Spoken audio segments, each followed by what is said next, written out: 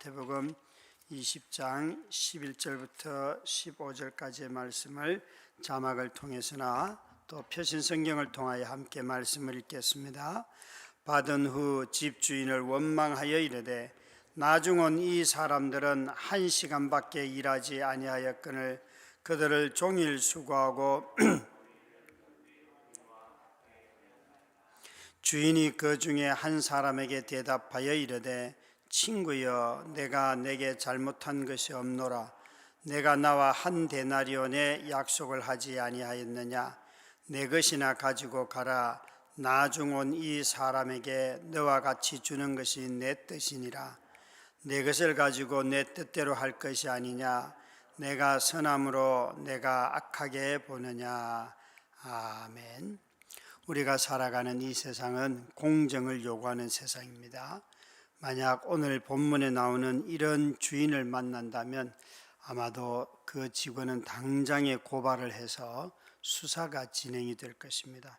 일한 만큼 계산해 주지 않는다고, 최소한의 임금을 보장해 주지 않는다고 분명히 업주는 고발당하겠지요.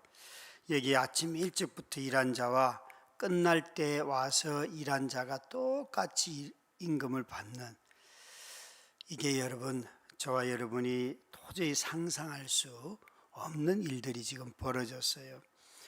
어떻게 이른 아침에 와서 하루 종일 일한 사람의 하루 품삯하고 끝나기 1시간 전에 와서 일한 사람하고 똑같이 준다면 아마 저와 여러분도 굉장히 화를 내시겠죠, 그죠? 이런 주인이 있냐고 그럴 테인데, 오늘 본문을 여러분 자세히 보면 우리가 놓치는 것이 있는데, 이 마태복음 20장 1절에 보시면 이렇게 예수님이 말씀을 하세요. 천국은 마치 품꾼을 얻어 포도원에 들여보내려고 이른 아침에 나간 집주인과 같으니, 우리가 놓치는 부분은 뭔가 하면 여기에 나중에 자기가 하루 품삯을 받은 것이 너무 적다고 말하는 사람들이 놓치는 부분이 뭔가 하면 이 1절 말씀에 품꾼을 찾아 나선 사람이 주인이지 품꾼들이 일터를 가서 주인에게 애를 쓴 게 아니에요. 주인이 이른 아침에 시장에 와서 우리 집에 일할 사람이 있는가라고 찾았다는 것이에요. 여러분, 주인이 일꾼을 찾아다닙니까? 일꾼이 일감을 찾아다닙니까? 주인도 물론 일꾼이 필요합니다. 그렇지만 주인이 여러분 일꾼을 찾아다니는 경우는 그냥 광고 한번 낸다든지 이런 거지, 자기가 직접 다니면서 사람 찾는 경우는 사실은 많지 않습니다. 그냥 일감을 찾는 일꾼들이 곳곳에 다니면서 어디에 일이 있는가 이걸 찾지요. 그런데 이 주인은 또 다른 점은 이른 아침에 나갔고 그리고 난 뒤에 6시, 9시 이렇게 쭉 기록이 되어 있어요. 3시간 단위로, 그러니까 거의 나가고 마지막만 5시에 오후에 나갔는데 6시가 마감인데 5시에 나갔어요. 혹시 이런 주인 보셨어요? 아마 이른 시간에라고 하는 것도 이 계산하시는 걸 봐서 3시간 단위이니까 아마 3시쯤 나가지 않았을까 이렇게 생각할 수 있어요. 그러니까 적어도 여기에 일꾼을 찾으시는 주인이 하루 종일 일꾼을 찾고 계세요. 도대체 어떻게 주인은 자기 밭에 일할 일꾼들을 하루 종일 이렇게 찾을까요? 지금 성경은 뭘 얘기하려고 하는가 하면, 천국은 마치 품꾼을 얻어 포도원에 들여보내려고 이른 아침에 나간 집주인 같으니, 천국은 주인이 하는 행동과 똑같다는 거예요. 근데 그것은 여기에 일꾼을 찾으시는 주인, 바로 그분이 누구겠어요? 이 땅에 와서 자기 백성을 찾고 자기 제자들을 찾고 오래전부터 찾으셨고, 아담과 하와 때부터 찾으셨고, 예수 그리스도 또한 오셔서 마지막으로 이 종말의 때에 마지막 5시에 와서 찾은 일꾼이 바로 예수 그리스도이시죠. 그래서 그분이 오셔서 이 종말의 마지막 때에 이제 일 마감할 때가 되었는데 와서 그래도 하나님의 백성들이 어디에 있을까 오셔서 찾으신 분이 바로 이분이세요. 놀랍지 않습니까? 하루가 천년 같고 천년이 하루 같다는 그 하나님께서 그 하루 안에 계속해서 주인은 일꾼만 찾고 있으세요. 사람을 보내고 또 보내고 계속해서 하루 해가 저물어 갈 때쯤 되면 포기할 수도 있는데 그 1시간 남겨두고 가서 일꾼을 찾는다 한들 그런 일꾼들이 와서 일 적응하다가 아마 다 끝날 것 같아요. 그런데도 불구하고 절대 포기하지 않고 계속 일꾼을 찾는다는 거죠. 우리 하나님의 마음, 또 오셔서 끝까지 찾으시는 예수 그리스도의 모습, 저는 이런 예수님의 일꾼을 찾는 또 일꾼으로 오신 예수님의 모습을 보면서 참 목사로서 부끄럽고 창피함을 느낍니다. 코로나 이후에 제대로 뵙지 못하고 있는 성도들이 꽤나 있어요.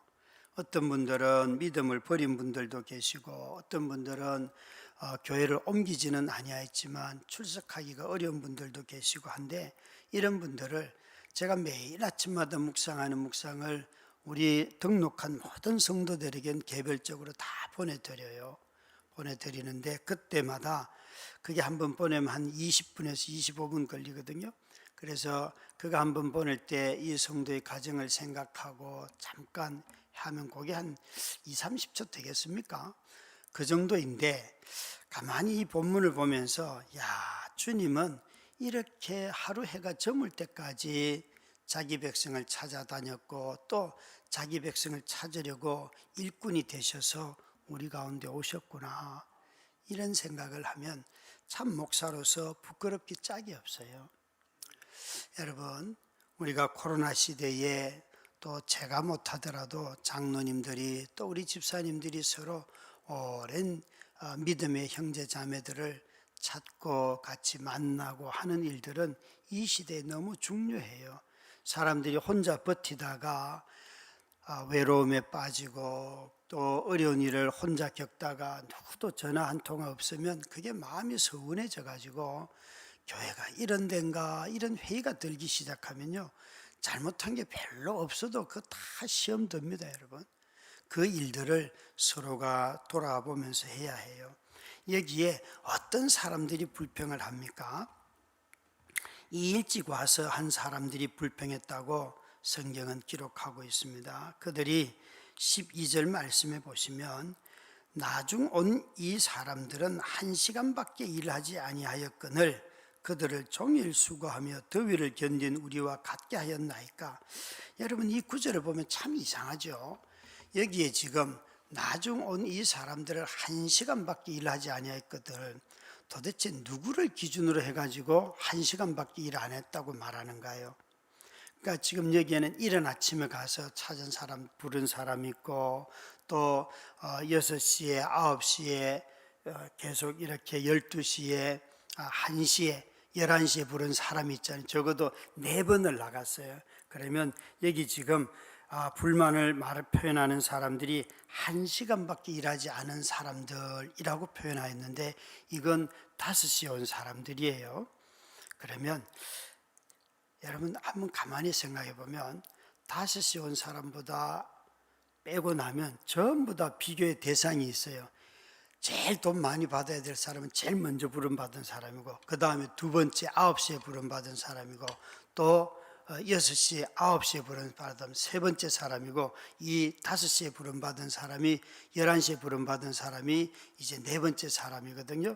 그런데 왜 콕 찍어서 11시에 부름받은 이 사람하고 비교할까요? 아침 일찍 온 사람들은 자기가 6시에 9시에 비교할 사람들도 다, 그러면 9시에 온 사람들은 11시에 온 사람 보면서 적어도 우리는 2시간 더 빨리 왔는데, 또 6시에 온 사람들은 아니 저 1시간밖에 일하지 않은 사람을 보면 적어도 자기들은 5시간을 먼저. 여러분, 여기에 우리가 주의해야 되고 잘 봐야 할 것이 있어요. 도대체 불평하는 사람들은 여기 어떤 사람들일까? 왜 마지막에 와서 일 1시간 한 사람들만 가지고 왜 저렇게 1시간밖에 일하지 않았는데 우리와 똑같습니까? 그러면 나머지 있잖아요. 2시간 일한 사람도 그렇고 비교가 되시겠어요? 그 처음 부름받은 사람들이 하루 종일 한 사람들이지만 나머지 사람들은 다 비교의 대상이 있어요. 그래서 이렇게 말할 수 있는 거예요. 왜? 나는 저 사람보다 일을 2시간 더 많이 했고 3시간 더 했고 6시간 더 많이 했으니까 이렇게 말하고 있는 거예요. 이렇게 말하는. 그러니까 마지막에 온 사람들을 제외하면 모든 사람들이 다 비교할 대상이 있어요. 내가 쟤보다는 일 더 많이 했습니다. 왜 나한테 사례를 더 주지 않습니까? 이렇게 말한다. 근데 주인이 이렇게 불평하는 자들을 향해서 뭐라고 말하는가 하면 나는 약속한 대로 하고 있다. 내가 언제 너희들에게 시간별로 준다고 했냐? 나는 하루에 몇 시간을 일하든지 한 데나리온을 주기로 너희에게 약속했다. 먼저 왔다고 더 줄 마음도 없었고 뒤에 온다고 덜 줄 마음도 없었고 나는 일한 것이 아니라 너희가 내 포도원에 들어온 이상 나는 똑같은 임금을 주기로 했다. 하루에 한 데나리온을 나는 약속했다. 먼저 온 자들이 불평하면서 뒤에 온 사람들이 불평을 비교하면서 불평을 하죠. 여러분, 모든 불평은 이와 같습니다. 꼭 불평을 할 때 보면 남과 비교할 때 불평을 해요. 꼭 남과 불평을 해요. 그래서 자기보다 형편이, 자기보다 실력이, 자기보다 어떤 인생의 경로가 좀 더 빠르다. 자기 생각할 때 그러면 바로 불평을, 왜 저 사람은 이렇게 선하게 대하고 나 같은 사람은 이렇게 뼈 빠지게 일을 해도 이렇게 나를 대하시냐고 막 그래요. 여러분, 여기에 주인은 일꾼들이 일을 찾아다닌 것도 아니고 주인이 가서 찾아와서 일을 시켰어요. 그리고 약속한 대로 행하였어요. 그러나 여기 있는 사람들은 다 1시간 일한 사람을 놓고 다 비교하고 있어요. 그러니까 이런 불평하는 사람들은 자신이 시장에서 놀고 있던 자라는 사실을 잊은 거예요. 이 주인이 어떤 사람들을 찾았는가 하면 다 가서 매 시간마다 가서 시장의 장터에 서 있거나 놀고 있는 자들을 나가서 보니까 이른 아침에도 있었고 또 9시에도 6시에도 갈 때마다 그 시장에는 일하지 않고 노는 기다리는 사람들이 있더라는 거예요. 그래서 그들을 다 불러온 것밖에는 없어요. 이들이 불평하는 내용은 주인이 공평하게 임금을 똑같이 줬다는 것에 대해서 불평하고 있어요. 주인이 여러분, 마지막에 1시간 일한 사람은 1시간 일한 것 가지고는 먹고 살 수 없으니까 제일 먼저 와서 일한 너의 것을 좀 나누어 줘라, 이렇게 말씀하셨기 때문에 불평하는 게 아니에요. 처음 와서 일한 사람의 것을 빼앗아서 마지막 사람에게, 그러면 우리 모두 균등하게 처음 온 사람이나 마지막 온 사람 거 다 임금 모아가지고 n분의 1 하자, 이렇게 한 게 아니에요. 먼저 왔든지 나중 왔든지 똑같이 다 줬어요. 그런데도 불구하고 자기는 손해나는 게 없는데도 불구하고 왜 이렇게 불공평하게 하십니까? 라고 말하고 있어요. 이 일꾼들이 왜 화를 냅니까? 자기 것을 뺏지도 않았는데. 12절 말씀을 다시 한번 보실까요? 12절 말씀을 보시면 이 나중 온 이 사람들은 1시간밖에 일하지 아니하였거늘 그들을 종일 수고하고 더위를 견딘 우리와 같게 하였나이까. 참 일꾼들 중에 화날 거예요. 누구는 떼약볕에 와가지고 일 빡시게 했는데 누구는 서늘한 저녁 해그름 때 와가지고 설렁설렁 분명히 이렇게 말했을 거예요. 저거는 해 질 때 와가지고 더위 땀도 한 번 안 흘리고 돈 받아간다고, 저런 놈들이 나쁜 놈이라고 이래 분명히 얘기했을 것 같아요. 여기에 여러분, 일한 사람들이 1시간 일한 사람과 온종일 일한 사람을 비교하면서 불평하는데, 아마도 이 구절을 보면 불평한 사람들은 이런 시간에 와서 일한 사람이 불평했으면 했을 것 같아요. 그러나 사람의 심리를 보면 6시에 온 사람이나 9시에 온 사람이나 다 막 비교하면서 불평했을 것 같아요. 근데 이들의 불평의 내용이 뭡니까? 12절에 정말 이들이 주인에게 화를 내는 이유가 어디에 있어요? 우리와 같게 하였나이까. 나는 저런 인간들하고는 일도 조금 하고 똑같이 돈 받는 걸 보니까 어떻게 주인이 나를 저 1시간 일한 인간들하고 똑같이 취급을 합니까? 난 이건 옳지 않습니다. 틀렸습니다. 라고 말하고 있는.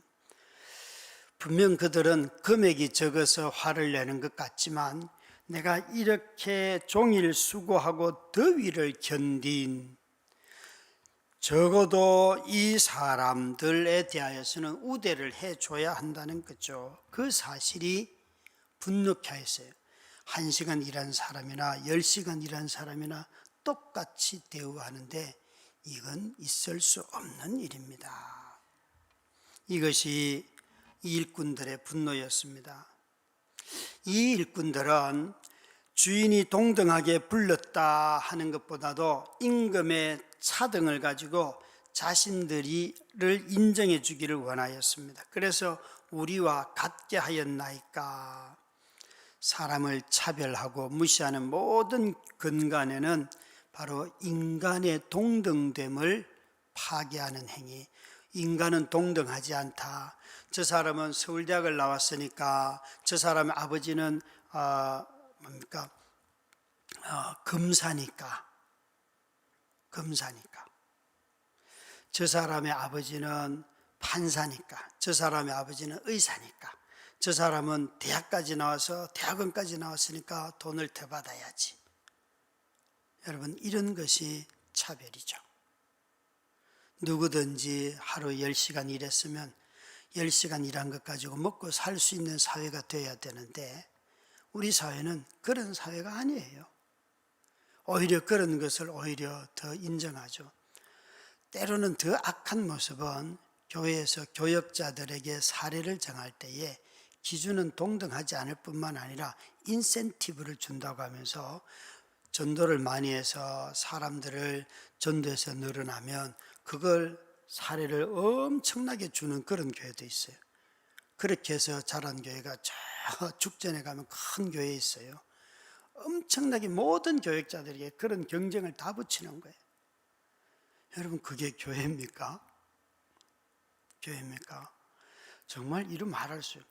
담임 목사와 전임 교역자들의 임금을 책정하는 제도가 대부분 교회는 다 다릅니다. 적어도 담임은 우리 교회에서는 부교역자 이런 말을 잘 안 쓰잖아요. 그죠? 우리 모두가 다 전임 교역자들, 교역자라고 동등하게 그렇게 정부 이런 개념을 없앤 지 오래됐는데 보통 두세 배 이상은 차이가 나요. 두세 배 이상은.